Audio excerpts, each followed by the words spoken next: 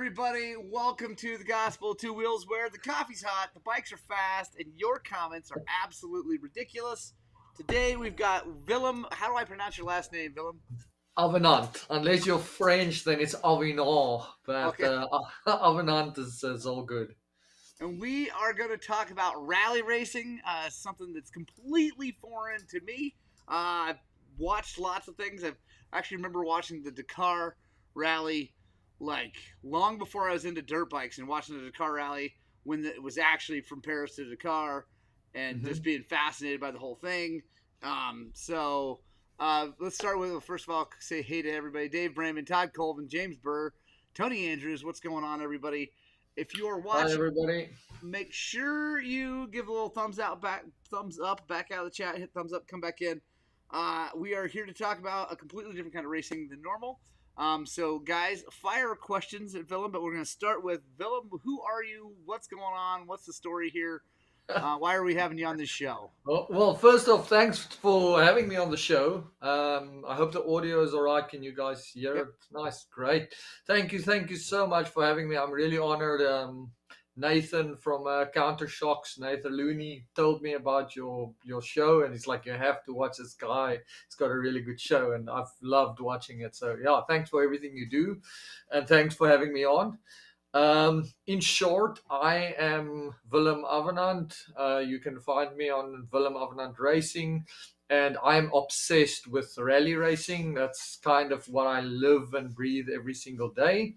From an amateur perspective, I'm not a pro racer, and I have taken it on myself to commit the year of 2024 to the motorcycle community and to build a comprehensive guide of how to get to the Dakar Rally for a normal guy like myself. There's a huge shortage of information for people wanting to not just Dakar, just rally in general.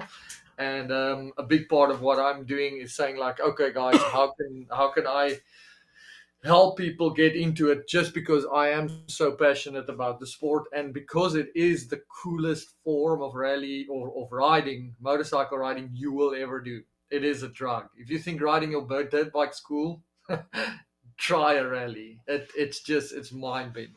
So that's it in short, decoding Dakar. Right on. And where are you from originally? Obviously not the United States. So originally, I am still technically from South Africa. I was born there. I lived there. I grew up there. I learned to ride bikes there. The old, I don't know if you guys had it over here, the Honda Express. It was like it was like almost like a bicycle, but it was a motorbike, two-stroke, with three gears, automatic. That was a yeah, it's definitely the hardest bike I've ever seen in my life. We never were able to break it. Um, anyway, so I grew up there. Then I pretty much traveled all over. You know, I lived in the UK, in Europe, in Alaska, uh, Africa, big parts of Africa, and then I ended up again in South Africa. Lived there for a while, and currently I'm in the States, and I'm between the States and South Africa quite a lot, just because I'm also a race director and a route builder for rallies. So that's really cool because it takes you all over the place. So yeah, I spent a lot of time in Mexico, a lot of time in the US, and a lot of time in South Africa. Awesome. First question coming in from Weeby Racing, which is our that's the series that we race, Hair Scramble series. Uh, Nice. he, this is obviously probably the biggest part of the whole situation. Is what is the hardest part to prepare for mentally? Yo, okay. So if I'm gonna assume that question, thank you for the question. I think I'm gonna assume we're talking rally in general, Yeah. and I would say rally in general. The mental thing is the fact that you know it is tough. There's no question about it, and I think that's what makes it so much fun. Is the fact that it goes back to the old school of testing your metal and your grit and seeing if you have what it takes. So it is by far the toughest type of racing you'll do, but also the most rewarding. So I think mentally, the toughest for me personally is every rally has got a low point, right? And any rally rider that tells you that they haven't cried a little bit in their helmet is lying. Like, that we all get to that point. Whether you share it or not, that's a different story. But I would say for me, the hardest part to prepare mentally is to get to a point, and this is something that I've learned now in the last few months, like preparing for Dakar. For me, the hardest part is focus. I don't know if I don't think it's fair or right to say that I have ADD. I don't think I have, but I always thought that I'm extremely good at focusing until I realize now when I try to focus that I've mistaken focusing with being productive. So I could do 5 things at a time and I could think that that's uber focus. And what I'm learning now is no, focus is to choose one thing and focus on that one thing and not let your mind wander. I can't do it, man. It's like, I go and run and I say to myself, just focus on your feet. I can't do it.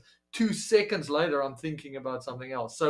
So mentally for me, I would say it used to be mentally preparing for that weak point. And you normally it's around day 3 of a 5-day race where, you just, it's just tough and hard and you down in the dumps and there's nobody lifting you up. It's just you have to deal with it yourself. That used to be the hardest mental part for me. And I think getting into rally, that's always going to be the case, because it's the whole thing of never say die, never quit. Like, it's not about position, it's about finishing a stage. Even if you finish the stage dead last, it doesn't matter. It's about, there's such a high rate of attrition in rally that just finishing is enough. Where you finish doesn't matter. So it's telling yourself that you will never quit and you will always carry on no matter what. And that's why you have these great stories coming out of rally. If any of you follow rally, Mason Klein this year on his Cove, he was taking the engine apart in the desert, and he wouldn't quit. And I think that's where all these great stories come from. So to answer the question, first, it would be overcoming the mental low point, which might be a very low point that you haven't experienced on a motorcycle before. And then also if there's injuries, right? If you racing and there's somebody that has, I've come across a race where I thought the guy was dead. Luckily he wasn't. It was a car wreck. But mentally, it's such a big deal to deal with leaving somebody on the course, because you have the route is hundreds of miles long. So you can't, if you weren't the first on the scene, the rule is you carry on riding because you can't hold up the whole rally. So you get there and you just see the scenario and you have no reference of what's going on. And then you still have to carry on for 200 or 300 miles. And that sits in your brain. So that's also a mental thing that's hard to deal with. And then, like I say, for me personally, that's not a rally thing. It's just a Villum thing. I'm learning focus. Right on. My buddy Roger asks, he said, "Are you friends with Alfie Cox by any chance?" He actually came over and raced. So Roger used to race the 1,000. He's a big desert racer back in the day. Won it a few times on 125s. Wow. Okay. Alfie came over to race in '92 with him. I remember that. Yep. Did Alfie not win? I think he crashed pre-running. Oh, he crashed. Okay. Yeah, he crashed he didn't even get to line up. Okay. So, Alfie Cox in South Africa is like the most famous motorcycle racer, and I think he definitely put Dakar on the cards in South Africa. I remember going to races where Alfie Cox and a guy called Daryl Curtis were battling it out. And, the early 90s in South Africa, I don't know if it was the same year, was a golden age for motorcycle racing, for off-road racing.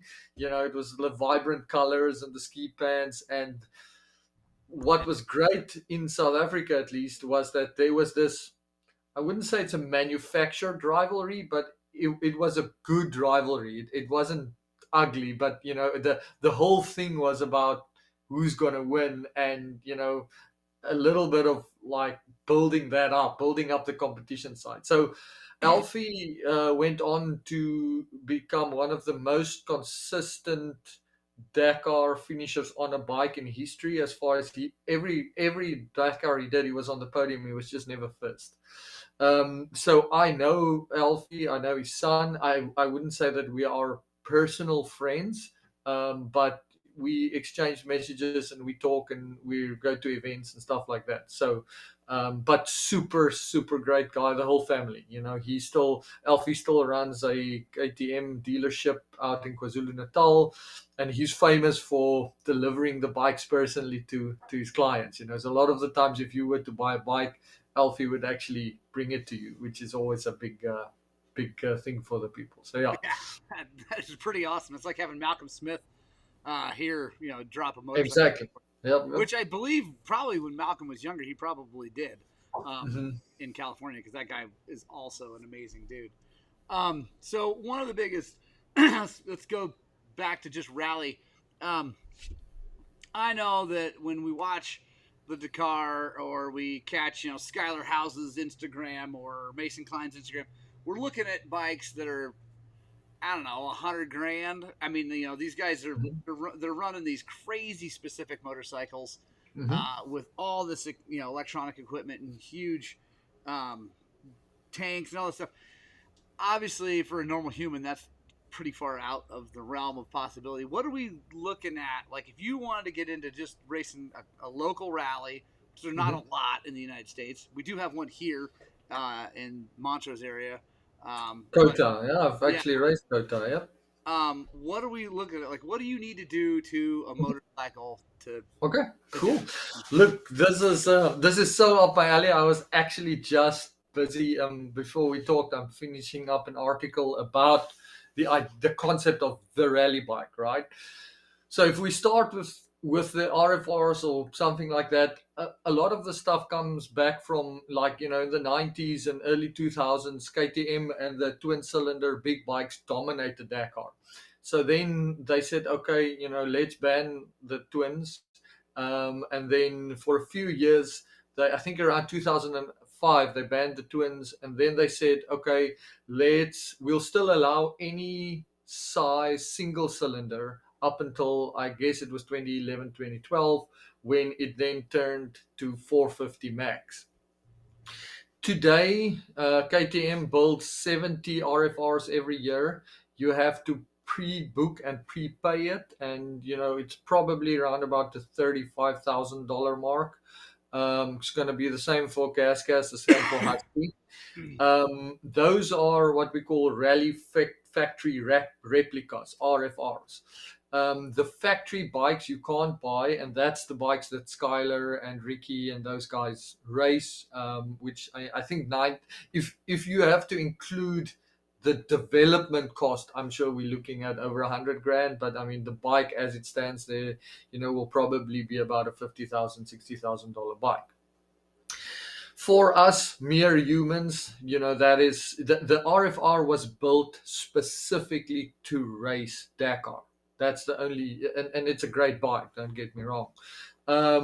So that's the golden standard, and that's what we all dream of if we see it.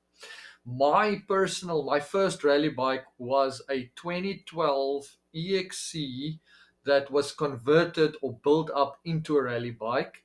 I just spent 2 weeks training on it. It's got 665 hours on the clock, and before the clock it probably have a 200 hours. So let's call it it's got 900 hours on. So to the question, it's like how long's a piece of string? Because technology has now come in and changed stuff. So I would say the absolute bare minimum is that you will need a large displacement bike. So you need a 450 or a 500. If you want, you could do a 350. Kota, for instance, the Kota rally would be perfect on a 350. I've seen many people perform well on 350s in rallies. The problem is just the long, fast sections. The 350 doesn't like it that much. It goes fast, but your chance of having an engine failure is quite high. I've seen a piston crack on one, but it was way over the service interval for the piston. So we start with our base bike, right? Let's call it 450, 500. Then your most important integral thing that you cannot be without is your fuel range. Dakar limits or not requires a 250 kilometer fuel range. That's why they've got, I think, 30 liters of fuel on. I can't think in gallons, but it's a lot of fuel. Most US, or let's call it North American rallies, and there's actually quite a few of them. The Baja Rally is one. Sonora, Kota, Battleborn was going to come this year, but it will come now next year. There's Coast to Coast happening down in Mexico. There's quite a few events in Canada as well. So there's actually more than most people are aware of that you can try. If any of the guys are keen, in March, the SoCal Rally is in South California, completely free event. So yeah, if anybody wants to know more, they can reach out to me, or I think it's on or I can send you the link. But it's a free event, and it's about just to learn how to get into rally. So for most US rallies, you're going to need a range of about 180 kilometers. Now, most of the time, if you tend your big IMS or Acerbus 15-liter tank, what's that, 4 gallons, I guess, that would be enough. So, it's not ideal, but we're talking now baseline. How do I set up my first cheapest rally bike? I have a bike in the garage. You put on the biggest possible tank you can for that model. A lot of guys, including myself, will run an auxiliary tank in the back to give me my fuel, because you don't want to run out of fuel. Then your rally's over. You spend all the money and time and effort to get there. To run out of fuel would be stupid to put you out of the race. So if you have the bucks, you put on an auxiliary tank on the back. Now you've got your base bike. Everything else on the bike itself, such as a seat that's more comfortable, all of that's all extra, right? Suspension, it definitely makes your life better, but you don't need it to compete in a race. So if we talk bike, the only thing you really have to have is fuel range. Then from the fuel range, we move into the navigation equipment. That can go from $800 if you use the most basic new digital setup, which is basically a tablet with a controller. And I'm a big proponent of that, because I am pushing digital all over, just because I want more people to get into the sport. So you can go from $800 to whatever. You can choose where you want to stop. You can stop at $5,000 for your navigation equipment. And I would love to we can do a show about those options, but there's a myriad of things that you can do. You can take what we call a rally light, which is just a handlebar mount that you put on your handlebar, and you put your navigation equipment on there. Or you can get a hybrid tower, which is a very, very good tower. RMS, Rally Motor Shop, Matthew Glade designed it. It's called the Sonora Tower. And that's a cross between a full-on tower and handlebar mount. And it's really good. Everybody now kind of uses that. That's the standard. And then if you want to go for the full Dakar look, then you can get the whole tower, the rally look. But that starts adding up. So I would say if you have a bike, probably baseline $2,000, but I mean, it's not going to be pretty. It's not going to be optimum. But for $2,000, you could probably get your bike to a point where you can compete in a rally. Right on. That's good to know. Minimum, that's baseline. Then we can go up to 15,000 if we want. If you bring the checkbook. That's always been one of the things that at least scares me away. Not that it's funny. Not that I'm afraid of spending money on motorcycles, but it's a decision on what what do I want to spend my money on, right? Like, do I want to put $2,000 to $5,000 into a bike and make it a rally bike, or do I want to buy a new bike, like this one, Mm-hmm. or do I want to Mm-hmm. go on a trip or whatever? Um, to get, like you said, there's that one free rally. Do I would imagine like taking a course from someone who can show you, because let's talk a little bit about roadbook. I know we didn't figure out how to share screens, but one of the Mm-hmm. things in rally is a roadbook, right? And describe, like, tell us what a roadbook is, in the short version, Mm-hmm. and then what it takes to learn how to read that and actually Okay, race it. cool. Yeah. So, right in line with everything that I'm doing, it's a big passion of mine is to get people into road books, and to teach them the basics. So I always say that, I see myself as a facilitator and not as a teacher, because most of the time you learn yourself, and I provide the environment for you to learn how to navigate. I love navigation, and I think one of the big things about rally that makes it so cool for everybody is navigation is the great equalizer. You can be 10 times faster than I am, but if you can't navigate at speed and I can, I'm going to beat you. And that happens all the time. So for us normal guys that like to compete with the top guys, it gives us, we can at least compete on the same stage. I can't go and run the 100-meter Olympics, but I can go to Dakar. Right. And that's what makes the sport so cool, is that the great equalizer is navigation. So if it comes to a road book, we've got two options. You have the old school paper scroll. Um, if you give me 1 second, I actually printed one. So just hold on 1 sec. I'm just Yeah. gonna.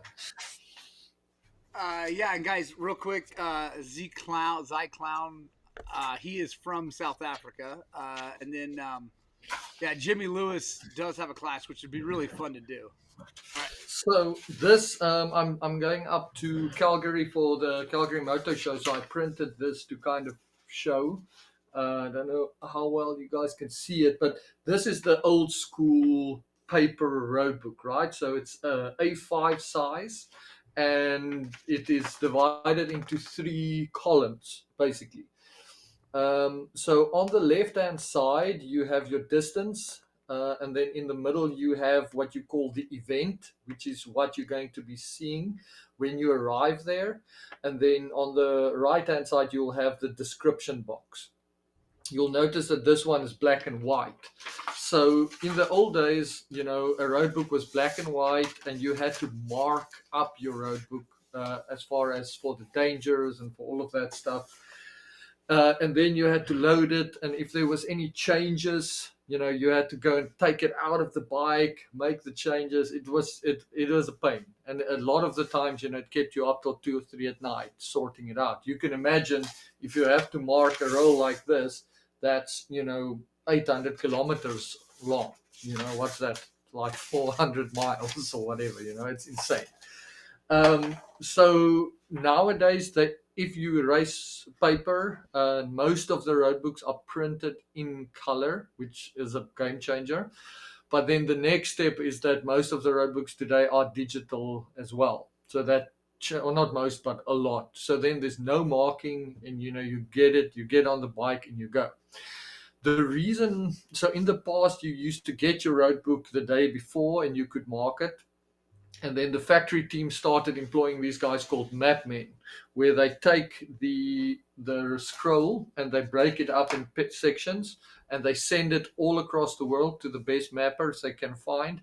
And then these guys would basically reverse engineer the route for the racer, and then the racer would know where you can cut the course. So a few years ago, we saw in Dakar that the road books only get given to the guys like 20 minutes before the start of the stage. And then that's why if you see those scenes of the guys loading the road books in the mornings, that's what that's from. So the way that you would work normally is on a road book, you will look at your distance. So you'll have an odo, you'll have an odometer, and you'll have a compass heading. That's your two computers and your road book. So your odometer will always have to match up with the distance. So in this case, you're going to start at 0. So your Odo is 0. And then 100 meters further, there's an event. And in this case, this event is, looks like a right-hand turn. I'm looking at it in reverse now, but it's a turn through a gate by a water tower, right? So my Odo needs to be 100 meters. This would not be there in a race. This is a training road book. So the wording is just telling me what it is. Past hotel and through gate behind hotel kind of thing. So normally that is reserved for more information. So, you scroll and then eventually, let's say we get further down the road book. Now we're at kilometer 145. This is a bit more of an kind of advanced note. I'm going to cross a road and then I'm going to hang a left and there's some dunes there. So the concept of a road book is it gives you the information either in digital or paper form that you need to race, and basically you have to match the instructions with the distance, and it gets really difficult and really quick at speed, and you can write a note as easy or as difficult as you want. Dakar is making the notes more difficult to slow the guys down. So that's the concept of roadbook riding, right? A scroll or a piece of information. The course is not marked. On the course, you will have what we call waypoints. Those waypoints will be loaded in a rally computer. In the US, it would be a rally comp. At Baja 1000, it would be a Stella. At Dakar, it would be ERTF. And that computer validates the waypoint, and that tells you as the rider, okay, I'm on course. I know that was the point that I had to be at. But it's super easy to get lost if you can't navigate. So to start to navigate, I've created a bunch of classes all over the world, effectively, where we call it's basically a taste of rally or an intro to rally. We actually have some up in Delta in May. I think they're already sold out, but maybe we can do one for the Gospel of Two Wheels if we have enough guys. We need 12 people, or maximum 12 people. So if there's 12 of your listeners that can get together and say, hey Willem, we want to try a road book, then we can add another class. That's not a problem. Real fast, let me jump in. I'm putting in the chat, guys, I put my email. It's easy to find anyway on our website and all that. But if you guys are interested in doing, learning roadbook, or at least getting just an idea of what this whole thing looks like, email me at morgan@highland-cycles.com, and we can get Villum to add a day either during that Delta thing in May, or maybe we'll find another time when we can figure it out. If it makes sense to him. Obviously, it costs money to come out here because you're in the East Coast right now, right, Villum? I'm on the East Coast, yeah. So when I come out, to Delta, I come for a long time and I spend time there, and I love making routes as well. So the type of riding that we're going to do up there is super basic, and I think what's nice is, especially for locals, you're going to be on courses or on trails like you in Peach Valley the other day that you think because you know the area, but all of a sudden you're like, okay, but I have to follow a predetermined course. So it makes even areas that you've ridden your whole life exciting, because you don't know where the next turn of the next hill is going to be. So to give you an idea of a dead basic navigation will be basically the one day is 60 kilometers and the other day is like 100 kilometers, but we actually start with the harder navigation first, like tight left right to force you to. It's good to get lost. You have to learn to navigate. You first have to be lost. That's right. Pretty much it. So we kind of learn through practice and through example. A lot of the times I have an online syllabus. So if you sign up for a course, you get all the material before the time. So you learn how to navigate theoretically before we ride, so that when you ride, we can focus on riding instead of having to do paperwork and books and stuff. Real quick, Um, Jared asked, he said, will wheel spin change Odo reading? So the rear wheel is almost never the Odo on a dirt bike or motorcycle. Never. And I mean, street bikes use the transmission, and that would cause, but it's going to be off anyway, Mhm. because life, right? Like, I mean, in the fun sense, you might be riding a wheelie for, so the front wheel's not, but Exactly.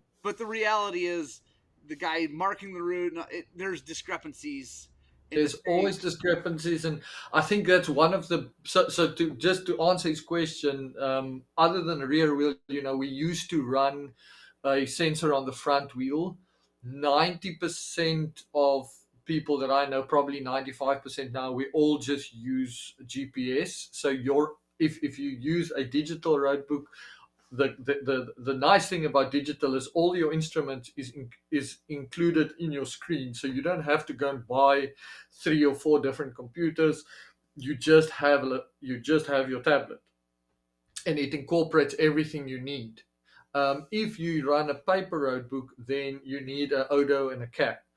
Most Odos today still or now runs on GPS, so the Odo will have a GPS receiver. Some guys still like the pickup in the front. The problem, like you say, is the wheelies and a lot of the other stuff. But you'll see a lot of pro racers. In this case, you'll see that we working on 2 decimals there.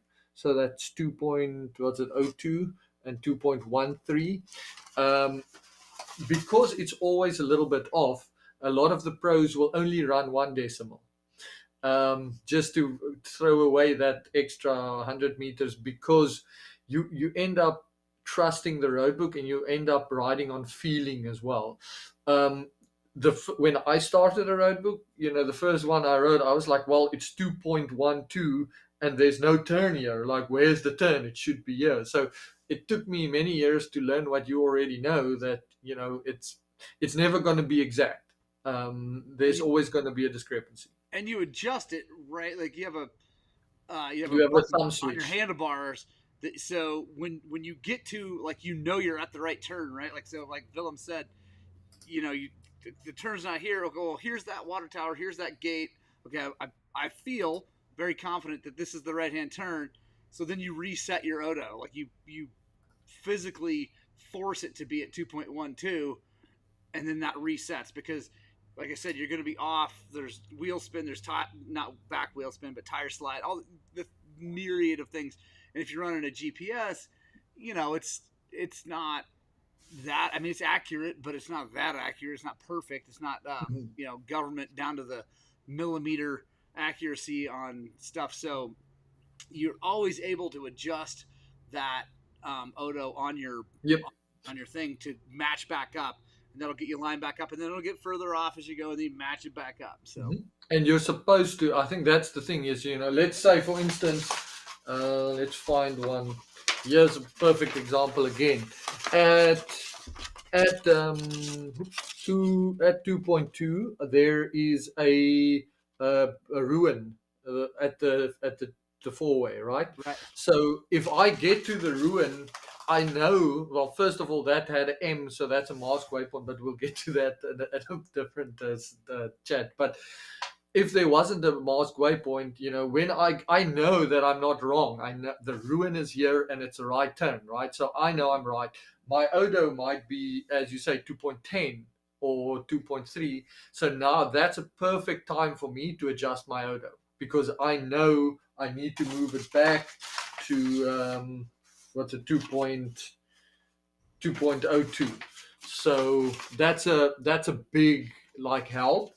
Most rallies, if it's a masked waypoint to help with safety, has the settings of the rally computer set that it will recalibrate automatically at a masked waypoint. So a lot of the times, if I hit a masked waypoint, it will auto calibrate, and that helps because I don't have to look down and toggle the thumb switch. But there's not that many masked waypoints on a race, but it does help. nice. Um, and then also the roadbook maker most of the time should specify, did he or she use the wheel sensor or a GPS, because that also plays a big role. A great personal example was last year when I was down in coast to coast. We raced a lot in valleys, and the GPSs don't really like valleys at all. So my distance was horribly off, like hundreds of meters off all the time. And then you start thinking, oh, it's the road book, it's the road book. But then the road book was accurate up until that point. So then you kind of make the mental switch and be like, okay, follow your gut, and then later on it'll be good. A lot of the times, what would be good is to switch to a wheel in, say, valleys or canyons, but you don't know if the guy writing the road book was on a wheel or a GPS, then it doesn't really matter. Right. But that's like high level. That now we're getting deep into rally. Yeah, absolutely. Right on, guys. We are running up on the end of time. If anybody, we'll take one more question. I'll just real fast. Jay Rip says, "Ask Villum about making our own or your own road book." Totally. Yeah. So, what's that look like? So by far the best. I mean, if he's saying roadbook, I'm assuming he's talking about the actual route, like this, Yeah. and not the roadbook reader. By far the best technology out there is a US based company or technology called Rally Navigator. Rally Navigator is a program that allows you to build roadbooks, and it is by far the best in the industry. So you basically head off to Rally Navigator and you start playing around. There's tons of videos online, and there's a huge need for people to build their own roadbooks. So it's a small community, but so everybody shares. It's okay. I've made this book because I've got a friend up on the West Coast, Michael Clow, that's involved with the Grip Twister tours. And he's like, I just want people to make roadbooks so I don't have to ride my own. You just want to ride other people's routes. So totally, if you guys want to get into roadbook making, we could even do an online class or something like that. I think the biggest challenge when making your own roadbook is to make sure that it's on a certain standard, because you also don't want to get into a point where you start, it's almost like riding, where you start having bad habits. So I would always suggest, like, first try and go and do a rally. I mean, you can make your own roadbooks around the house, definitely, just to get into it.